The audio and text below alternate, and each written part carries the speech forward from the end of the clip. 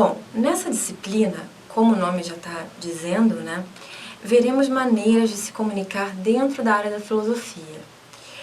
Ou seja, aprenderemos nesse curso a manifestar nossas opiniões de maneira coerente e concisa, assim também como se trata no caso da filosofia, de refutar e persuadir, tanto uma pessoa, tanto na linguagem oral, né, na manifestação oral, quanto nas manifestações escritas.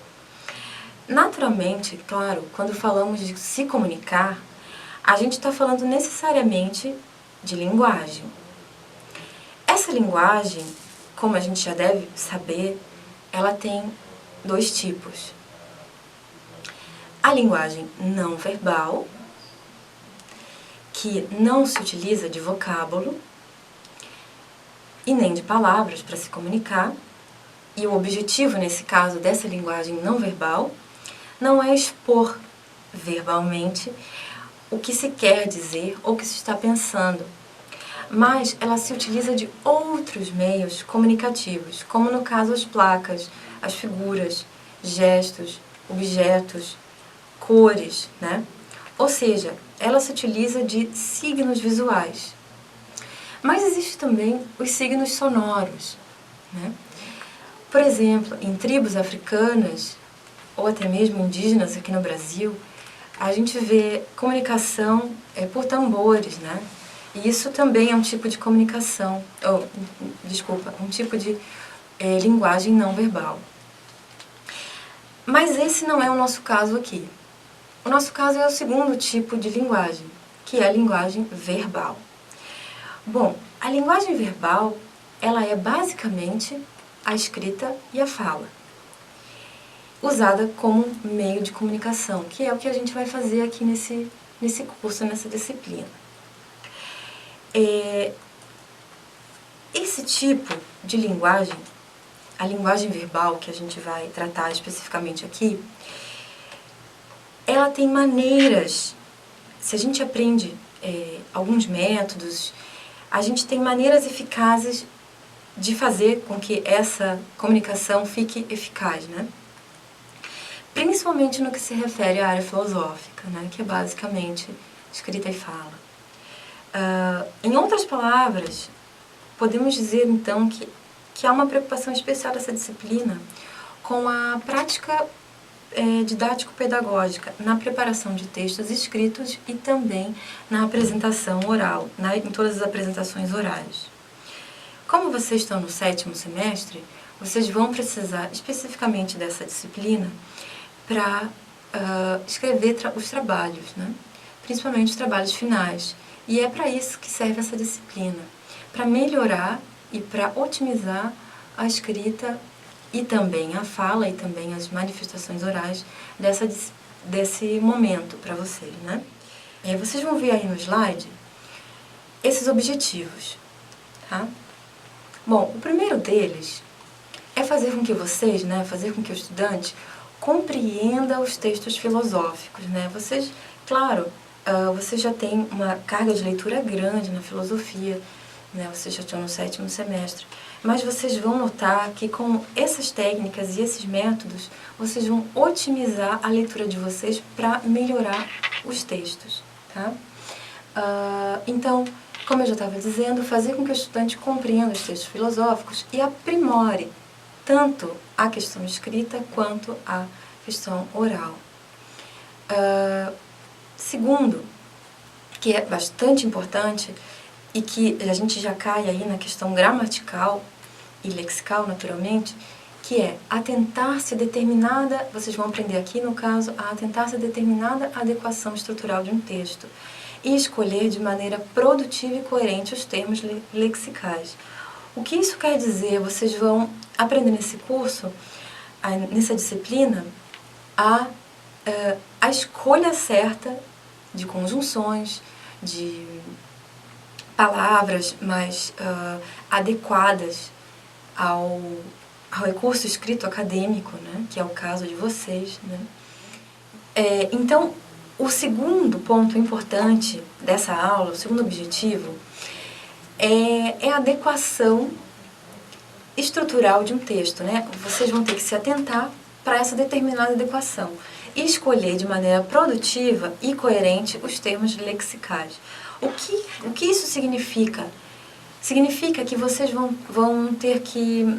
Essa disciplina vai fazer com que vocês, né, por meio de métodos e técnicas, aprendam a fazer a escolha correta, no caso, para a escrita filosófica, né, escrita acadêmica, aprendam a escolher esses termos lexicais. O que são eles? Conjunções, né, certas preposições, determinadas palavras que vão valorizar esse texto de vocês, tá?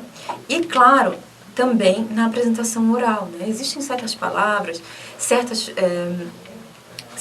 termos que a gente usando na linguagem oral facilita com que o nosso interlocutor, com a nossa pessoa, ou a pessoa que está ouvindo, ou a pessoa que está lendo o nosso texto, faça com que ela entenda esse texto de maneira coesa, né? De maneira coerente, tá?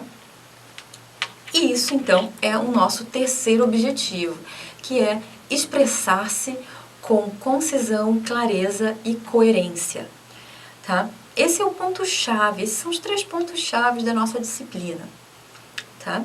Se vocês tiverem alguma dúvida, algum problema, vocês sabem, podem escrever, podem mandar mensagem, tá? Se tiver também, quando vocês estiverem lendo um texto e virem alguma coisa que chamou a atenção de vocês, a todo momento vocês podem mandar mensagem para mim que eu tento responder, ou o tutor dessa disciplina vai tentar responder o mais rápido possível. Então, traçados os objetivos dessa disciplina, nós vamos passar para um terceiro ponto, né? Que é explicar como essa disciplina vai ocorrer, como é que vai ser, né? Mas antes disso tudo, eu preciso esclarecer alguns pontos para vocês, tá? Bom, como o nome da disciplina já está dizendo, é Oficina de Produção, ou seja, nós vamos necessariamente trabalhar com texto e trabalhar com a linguagem oral, tá? E para isso, a gente vai precisar de bastante esforço de vocês também, tá? E como eu disse para vocês, então, esses 4 estágios, eu vou mostrar para vocês aqui como vai ser o nosso conteúdo programático, como a gente vai dividir essa nossa brincadeira aqui, né? Bom, então a gente vê aí esses 4 estágios já separadinhos.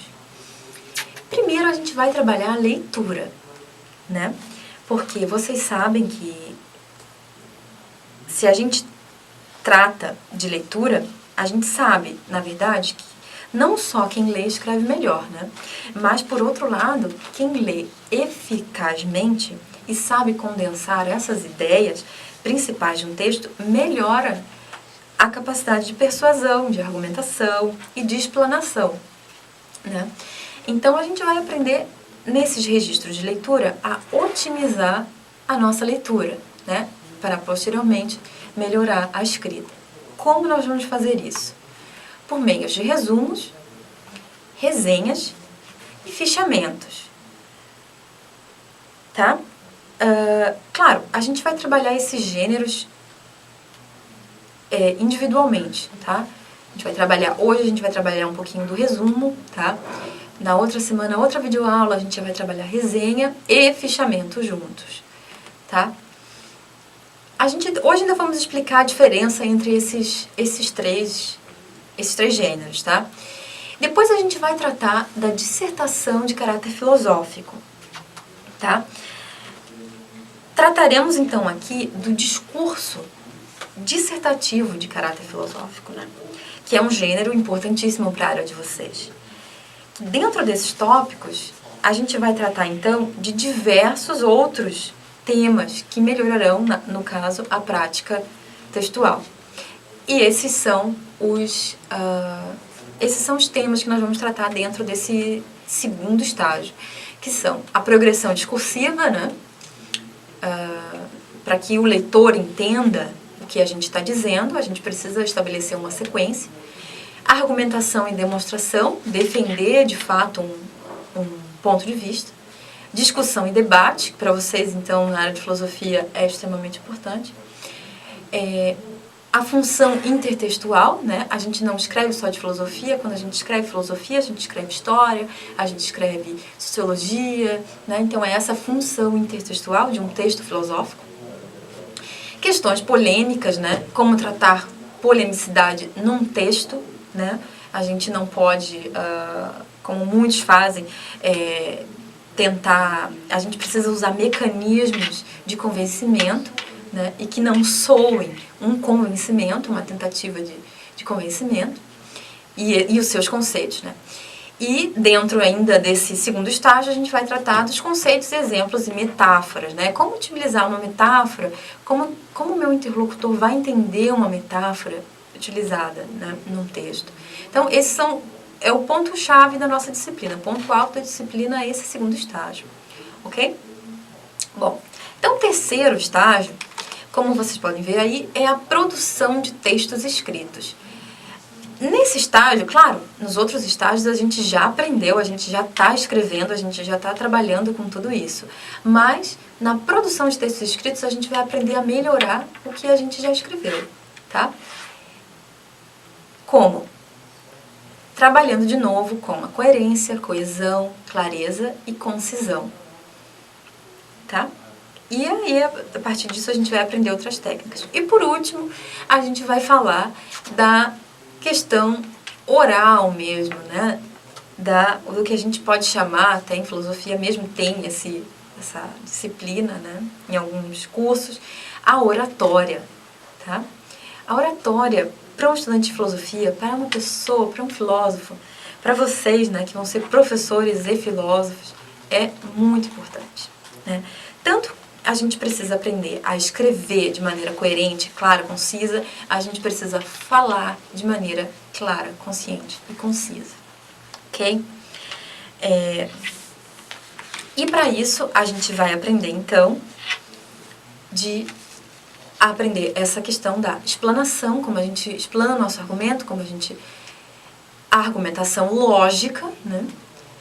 Maneiras de persuadir, assim como no texto escrito, né? Mas há maneiras diferentes na fala. Argumento, refutação, postulação e a hipótese. Como que a gente vai tratar desses pontos na fala, né? Na questão oral, ok?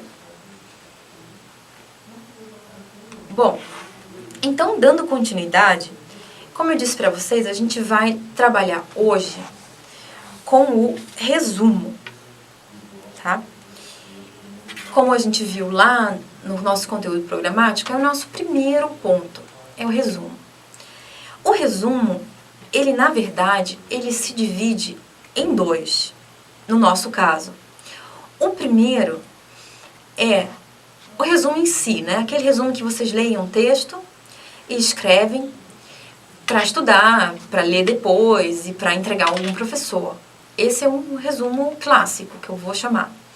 E existe ainda o resumo acadêmico, que é o resumo que a gente vai tratar muito nessa aula e que a gente vai aprender hoje a fazer, tá? Esses dois resumos a gente vai aprender, mas o resumo acadêmico a gente tem algumas técnicas e algumas leis que regem esse resumo acadêmico. E a gente vai aprender hoje como fazê-lo, tá? Esse resumo, desses dois tipos de resumo, a gente vai tratar aqui. O resumo, então, como eu já disse, só para recapitular, o resumo acadêmico, que é o que a gente vai tratar mais especificamente aqui hoje também, e o resumo geral, o resumo, o que vocês utilizam, como eu já disse, para estudar, né, de um livro e tal.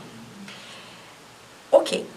Esse resumo geral, esse resumo que vocês fazem geralmente quando leem um livro ou quando uma disciplina pede, ele tem um nome específico também, que ele pode ser chamado de sinopse, tá? Aquilo que vocês leem lá no jornal de um filme, por exemplo, ou mesmo como chama? Aquela sinopse da novela que vocês estão assistindo, né? No jornal mesmo vem esse nome, sinopse. E é um tipo de resumo também, tá? É a mesma coisa. Esse resumo, esse resumo geral que eu estou tratando para vocês, esse resumo de estudo, ele tem, então, umas características básicas, né? Que a gente vai ver agora. Primeiramente, esses resumos, eles expõem brevemente e sucintamente um determinado assunto, né? A sinopse de um filme, né? Depois, eles abreviam uma informação de um outro conteúdo, tá? Para que serve um resumo? Para que serve uma resenha? Para que serve, então, um fichamento? Na verdade, esses 3 itens, eles servem para condensar as ideias principais, tá? De qualquer texto e melhorar a capacidade de persuasão, no caso da resenha, né? De argumentação e explanação, no caso da resenha também. Mas o ponto principal é condensar essas ideias, tá? Principais de um texto. Por isso eu coloquei aí, abreviam a informação de um outro conteúdo, tá? E fazendo com que a gente entenda de qualquer maneira, mesmo abreviado. Como vocês podem entender, eles guardam somente o extremamente importante, né? As ideias principais, tá? Claro, a gente ainda vai fazer, a próxima tarefa vai ser sobre resumo, então a gente vai tratar vamos tratar nessas tarefas os 2 resumos, tá? Então a gente vai ter aí nessas próximas semanas, bastante trabalho, tá? E por último, esse resumo que a gente está falando de resumo de estudo, ele é uma composição coerente, tá? A gente vai ver daqui a pouquinho, aqui no fichamento é um pouquinho diferente, tá? Mas um resumo, eu preciso ler o resumo e entendê-lo, tá? Mesmo não tendo lido o texto original, né? Ok. Para isso, para a gente entrar e falar um pouquinho desse resumo hoje, a gente precisa tratar desses 3 gêneros, ou melhor, a gente precisa diferenciar esses 3 gêneros, né? Esse resumo, resenha, fichamento, a gente precisa pensá-los de maneira distinta, tá? Apesar dos 3 condensarem, ter a mesma função, né? De condensar um texto, de abreviar um texto, né? E fazendo com que o outro leia e entenda, mesmo não tendo lido o original, tá? Os 3 têm o mesmo ponto, tá? O resumo, como eu já falei, então tem esses 4 pontos importantes. Já a resenha, como eu já falei um pouquinho para vocês, ela, no caso aqui, a resenha crítica, né? A gente pode dizer que existe uma resenha-resumo, que em alguns livros, se vocês forem ler alguns livros, até livros que estão na nossa disciplina, que estão como como livro obrigatório, vocês vão ver que existe um tipo de resenha que é a resenha-resumo, tá? Mas não é o nosso caso aqui. No caso dos textos em filosofia, dos textos acadêmicos, quando um professor ou quando uma pessoa fala de resenha, ela está falando de resenha crítica, tá? Também, de novo, a gente pode falar de resenha de cinema, né? Uma resenha de cinema, ele vai dar exatamente as opiniões de um diretor, ou opiniões de um jornalista referentes àquele filme, tá? Apesar desses 3 serem bastante parecidos, eles têm essas diferencinhas, tá? Que vão fazer bastante diferença na hora da escrita. Bom, falando então da resenha crítica, como eu falei para vocês, ela tem então um caráter opinativo, basicamente, tá? Que é esse caso aí dos filmes, né? Segundo, por meio dela, né, o autor, ele faz uma breve apreciação de acontecimentos culturais, de filmes e livros, como eu falei agora anteriormente, né? E, principalmente, essa resenha crítica, ela tem que conter uma análise ou ainda um julgamento desse texto, tá? Desse texto original, ou desse filme, ou da novela, ou de qualquer outra manifestação cultural também. Muitos escrevem uma resenha do que aconteceu. Então, geralmente os professores pedem, né, uma resenha no final da matéria, né? Então é esse tipo de resenha que ele está se referindo, tá? Então, falamos do resumo, falamos da resenha, que vocês podem ver que é bastante diferente do fichamento, bastante diferente um do outro, desculpem. E agora a gente vai tratar do fichamento, que é engraçado que em Portugal chama diagrama, tá? Como eu coloquei aí para vocês. O fichamento, ele é basicamente um recurso de estudo, tá? Ele não é publicável. A resenha pode ser publicável. O resumo também. O resumo, existem revistas que pedem um resumo de um livro, né? E resenhas também, tá? Vocês vão ver em diversas revistas de filosofia mesmo. Tem várias publicações de resenhas, de livros novos principalmente, né? Livros recentemente publicados.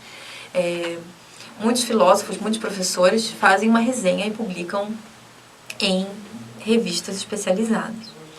Mas o fichamento, ele é bastante diferente. O fichamento, apesar de ter essa mesma função de condensar um texto original e transformá-lo e fazer com que uma outra pessoa lendo consiga entender, o fichamento, ele é basicamente para estudo, tá?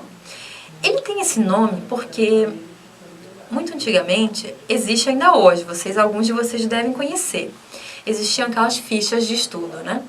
Umas fichas que são um papel de cartolina, metade de uma folha A4, e é pautado, né? As fichas são pautadas, como uma folha de caderno, mas são em folhas de cartolina, uma coisa assim. E chama mesmo fichas de estudo. Vocês podem ir em qualquer papelaria e comprar, tá? Claro que um fichamento não precisa ser necessariamente numa ficha de estudo, tá? Mas vocês também vão aprender como fazer bem um fichamento aqui nessa disciplina, tá? Bom, como eu já disse, ele não é publicável como um artigo ou como uma resenha. E com esse fichamento vocês também podem fazer um registro de uma pesquisa bibliográfica, por exemplo, tá? Muitas pessoas que já estão no mestrado, doutorado, que têm uma carga um pouco maior de leitura, fazem esses fichamentos e depois eles revêem esses fichamentos e fazem só pequenas citações nos fichamentos de coisas que querem incluir no texto, tá? Então, esses fichamentos servem para isso, tá? Eu mesma faço bastante fichamento de textos que eu preciso ler posteriormente, então eu não preciso retornar aos textos originais, eu pego as minhas fichas, eu faço ainda nas fichas, pego essas fichas e retorno ao texto, tá? Como se fosse o texto original. Escrevo ali citações que eu quero colocar, falo de coisas que eu preciso retomar no meu texto original. Então, para isso serve o fichamento, tá? Então, esse registro da pesquisa bibliográfica, tá? E ele, como eu falei também algumas vezes, ele é utilizado primordialmente para estudar ou catalogar textos, né? Que esse é o caso como eu mesma faço, tá? Eu uso para retornar a esses textos originais. E ele pode também, como eu também acho que eu já falei, utilizado para fichar um conteúdo e fazer ali citações, umas citações interessantes que vocês achem no texto, tá? Que vocês queiram retomar no texto escrito depois, produzir um novo texto e utilizar dessas citações, o fichamento serve para isso, tá? Então, já feita essa distinção entre resumo, resenha, fichamento, a gente precisa, então, como eu falei para vocês, a gente vai tratar do resumo em si, hoje aqui nessa disciplina, nessa videoaula, tá? Mas, para isso, tem uma pergunta que eu acho primordial antes da gente falar do resumo, tá? Que é, como fazer, então, um resumo que seja eficaz na redução de um texto, que na verdade, como eu já disse, é a característica principal de um resumo, que é reduzir um texto original e fazer com que ele, então, contenha apenas termos importantes do texto. Como será? Existem essas técnicas que a gente vai ver hoje aqui, tá? Para isso, a gente vai precisar falar daquela distinção que eu falei logo no início, tá? Que existem esses dois resumos. O primeiro é esse resumo clássico, né? Que eu uso para resumir um texto, né, normal, faça um resumo de um texto, né? Então, é esse resumo que a gente vai utilizar aqui nesse ponto. E depois a gente vai tratar do resumo acadêmico, que é o resumo utilizado, por exemplo, em artigos. Quando vocês pegam um artigo de algum professor, de algum pesquisador, vocês vão ver que existe a primeira palavra que vem no texto, depois do título, é o resumo, ok? Então, vamos lá. Como fazer, então, esse resumo se tornar eficaz, tá? Bom, primeiro, esse resumo original, esse resumo esse resumo clássico, esse resumo geral de um texto, ele tem 4 premissas básicas, que eu posso dizer, 4 técnicas primordiais para vocês começarem a fazer, né? Bom, primeiro deles é ler e reler o texto, né? Claro que se o texto ele for longo, o melhor é a gente fazer fichamentos antes e depois resumi-los, né? Depois resumir por capítulo, né? E posteriormente, assim, elaborar o resumo geral, né?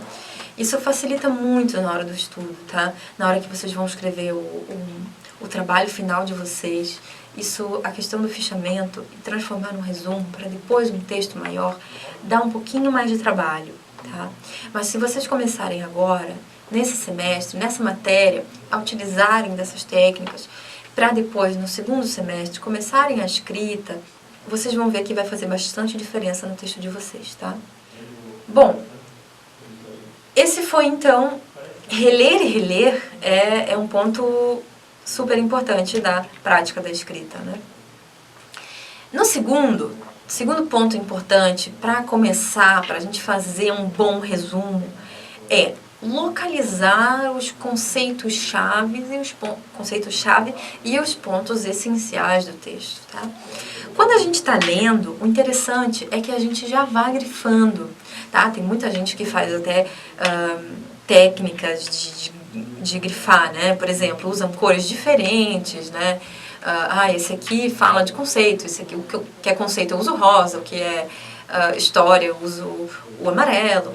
Então, vocês podem criar, claro, uma série de técnicas para otimizar essa leitura, tá? Mas o interessante é que esses conceitos-chave eles sejam grifados e sejam levantados do ponto de vocês, tá?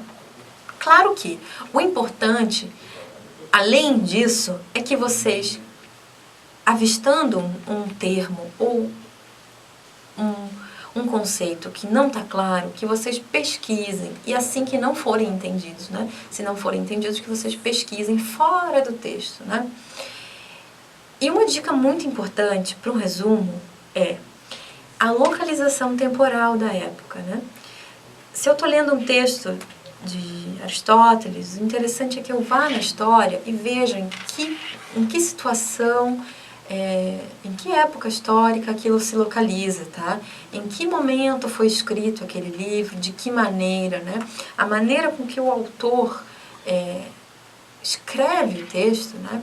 É muito importante na leitura e o conhecimento do leitor, tá? Por exemplo, existem autores que escrevem, eu conheço um autor, o Auerbach, ele escreveu um texto no exílio e ele não tinha nenhuma pesquisa bibliográfica. E o livro dele, que é o Mimesis, que é um dos livros mais famosos, ele realmente hoje, as pessoas utilizam como citação, utilizam como livro de guia, né? Utilizam como um recurso de estudo na área da filosofia também, mas muitos pesquisadores levantam a questão do livro não ter sido feita, à época do livro, uma pesquisa bibliográfica para a escritura do livro. Esse livro que eu estou tratando para vocês, ele tem essa desvantagem que eu vou dizer para vocês. O livro é um clássico, tá? Chama Mimesis, se vocês quiserem uma vez procurar. Ele é um clássico de estudos da literatura, estudos da filosofia também, mas alguns pesquisadores têm essa diferença e fazem essa diferença quando a gente cita o Mimesis em nosso texto, tá? Dizem que ele escreveu no exílio, então estava afetado, né? Enfim. existe uma série de questões quando o autor escreve um texto que a gente, enquanto leitor, é importante, principalmente nós leitores de filosofia, a gente precisa saber, tá? E precisa pesquisar, né? O Wittgenstein, por exemplo, teve uma série de diferenças, né? Escreveu em uma série de textos que não desabonam um texto, naturalmente não, mas que a gente deve levar em consideração, tá? Então, a localização temporal e a maneira da escrita, né, também, ou a publicação, é importante para esse texto, né? Um outro exemplo que eu vou dar para vocês é o Fausto, do escritor Wolfgang Goethe. Ele escreveu em 60 anos esse livro, né? O Fausto. Foi escrito em 60 anos, e a gente tem que levar em consideração que existe dentro do livro diversas idades, né? Ele escreveu novo e depois ele escreveu mais velho, então isso a gente tem sempre que levar em consideração na leitura de um texto, ok? E depois, na terceira, então, voltando à nossa questão aqui do resumo, o terceiro é organizar as principais ideias, né? Claro, a gente já grifou, já marcou, mas agora a gente vai escrever em si e a gente vai ter que se pensar sempre. O que está sendo dito nesse texto? O que o leitor quer que eu saiba, né? O que o escritor, autor quer que eu, enquanto leitor, saiba, né? Como eu explicaria esse assunto para alguém? Sempre eu faço isso. Eu tento imaginar eu contando esse texto para alguém. Né? Como eu contaria? E tento, ou esse parágrafo, né, se o texto é muito grande, a gente sempre mescla, ou parágrafos ou capítulos, a gente sempre tenta diminuir, né, um pouquinho. E como eu explicaria esse texto para alguém? Né?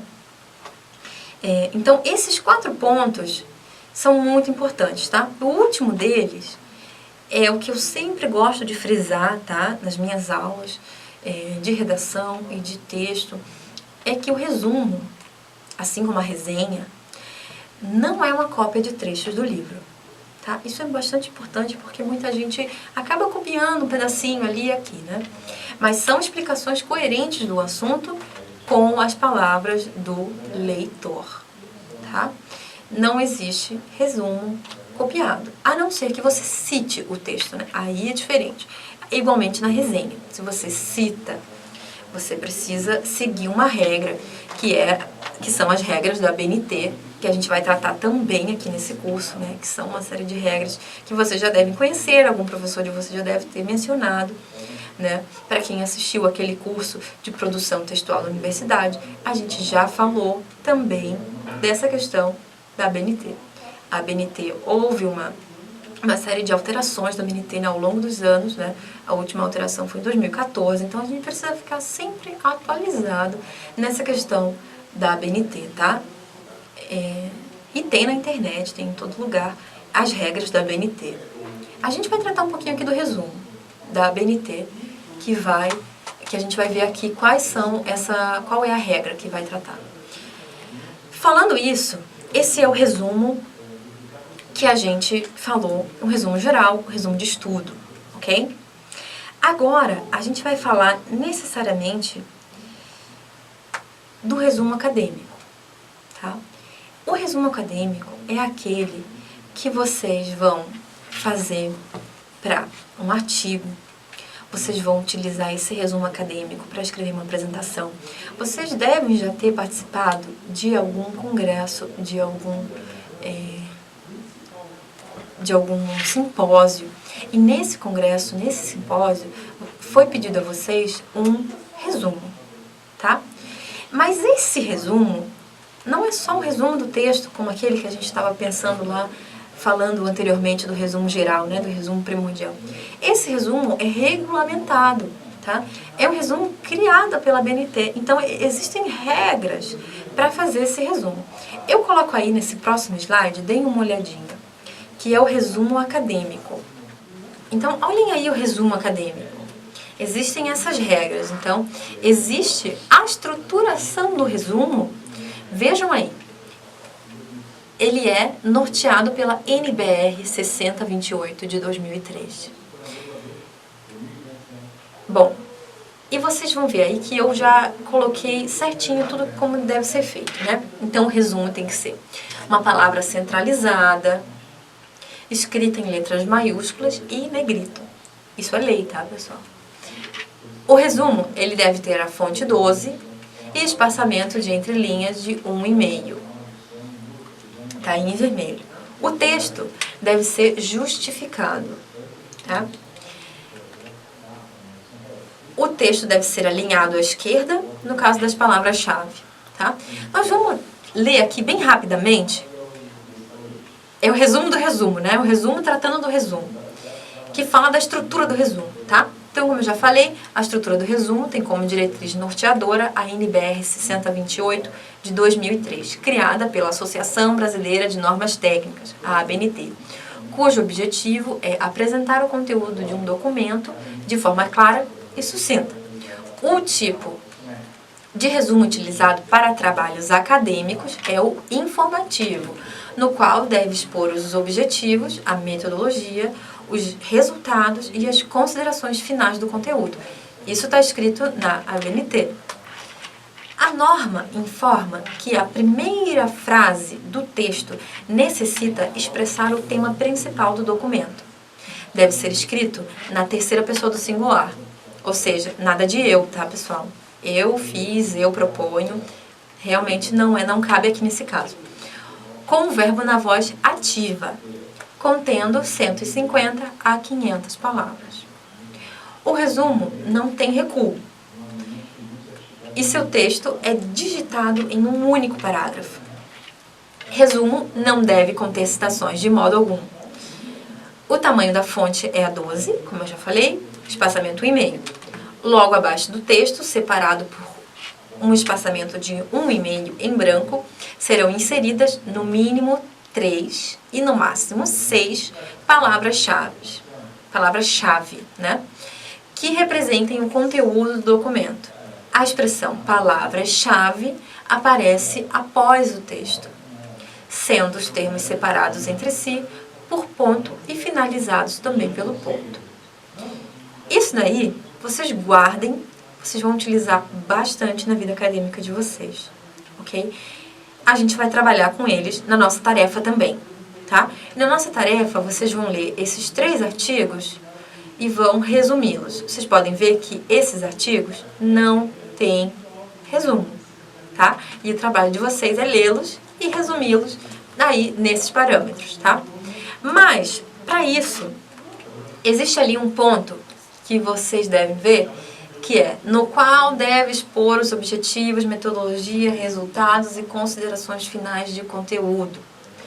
Reparem que, para isso, a gente precisa entender e saber melhor, né, o que está sendo dito, estudar.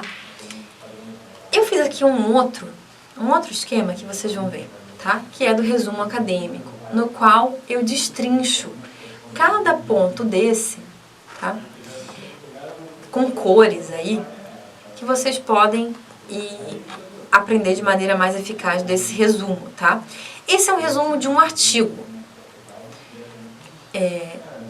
E do lado a gente tem os objetivos, a metodologia, ok? Os resultados e as conclusões. Então, reparem que as cores equivalem a esses pontos, tá? Vamos ver como é que ele é feito. Voltando lá àquele outro slide, então, resumo, palavra-chave, ele atende a todo esse... Claro, o resumo não está no meio, mas aqui está publicado aqui, não está publicado em nenhum lugar, né? Claro, se eu for publicar, eu teria que colocar ele centralizado e tal. Claro que isso também, do centralizado, depende um pouco da revista que vocês vão escrever ou vão mandar um artigo. Claro que se um professor pede um resumo para vocês, um resumo de um trabalho de vocês, esse resumo, ele deve seguir as regras da ABNT. Mas, se vocês vão escrever um resumo para uma revista, o interessante é que vocês sigam os padrões dessa revista. A revista existe uns parâmetros para os escritores, para os autores. Vocês precisam recorrer a esses parâmetros. Dentro da revista tem esses parâmetros. E são outros parâmetros, geralmente são bem parecidos com o da ABNT, mas existem outros parâmetros, ok? Bom, voltando aqui ao nosso nosso slide do resumo acadêmico, reparem bem, como falado lá na BNT, que a gente viu, lá na NBR de 2003, a norma brasileira de 2003, a gente viu que precisa ter esses 4 pontos. Vamos ver como isso é feito aqui nesse texto, tá? Então, ele começa, neste artigo, tem-se como objetivo, com base nas diretrizes apontadas no guia do participante, a redação do Enem 2013, observar os níveis de competências linguísticas considerados para avaliar as redações de caráter dissertativo argumentativo do Exame Nacional do Ensino Médio, Enem, organizado pelo Ministério da Educação, MEC, e pelo Instituto Nacional de Estudos e Pesquisas Educacionais, Anísio Teixeira, o INEP. Esses foram os objetivos do texto, tá? Isso como eu fiz na nossa videoaula aqui no início, né? Eu disse os objetivos e agora a gente vai destrinchar como vamos tratar. Mas, no resumo, eu preciso colocar de que maneira isso foi feito, ou seja, a metodologia, como isso foi feito. No caso desse artigo aqui, trata-se de uma pesquisa de base bibliográfica e de análise, em que se estudam as características do texto dissertativo argumentativo e as competências linguísticas nesse contexto, para avaliá-lo e redigi-lo. Então, esse foi o jeito, a maneira que foi feito, né? A metodologia. Qual foi a metodologia? A frase mais importante aí o termo mais importante, pesquisa de base bibliográfica. Foi a maneira pelo qual esse resumo foi feito, tá? Esse artigo foi elaborado. Tá, como se trata de um artigo, eu preciso colocar os resultados, né? Um artigo, a gente precisa defender algo e propor algo e mostrar os resultados dessa pesquisa, né? Resultados. Após a observação do objeto de estudo, qual é o objeto de estudo? Nós lemos lá em cima. As competências linguísticas consideradas para avaliar as redações de caráter dissertativo argumentativo. Objeto de estudo. Identifica-se que, na avaliação de redações desse processo seletivo, estão implicadas tanto a questão gramatical, que abrange desde a ortografia até a estrutura completa de frases, das frases de sua compreensão, quanto, 2, o conhecimento acerca da produção dessa tipologia textual, em que se solicita uma estrutura composta por introdução, desenvolvimento e conclusão, com uma proposta de intervenção social para o tema de redação. Estamos tratando aqui da redação do Enem e técnicas de redação. Esse artigo deve tratar sobre isso. Em que solicita uma estrutura composta por introdução, desenvolvimento e conclusão, com uma proposta de intervenção social para o tema da redação, a partir da defesa de uma tese por meio de argumentos. Tá? Percebe-se que há uma situação em que a redação pode ser atribuída a nota 0. Esses foram os resultados. Pesquisaram e atribuíram esses resultados. E as conclusões? Em que ponto, qual foi a conclusão que essa pesquisa dos recursos do Enem, dos recursos gramaticais utilizados pelos alunos, que esse autor chegou, né? É possível concluir, então, para avaliar, assumindo-se uma função leitora direcionada para o processo seletivo, como para redigir os textos propostos pela banca. É necessário uma série de conhecimentos prévios gramaticais e de temáticas de ordem sociopolítica e cultural, assim como a capacidade de compreender e interpretar o que está sendo solicitado. A finalidade do guia é deixar clara ao público-alvo a metodologia de correção das redações e aquilo que é esperado para a elaboração de forma bem-sucedida. E aí tem as palavras-chave, que a gente já viu, né? Texto argumentativo, competências linguísticas, avaliação e composição da redação e guia de participante do Enem, tá?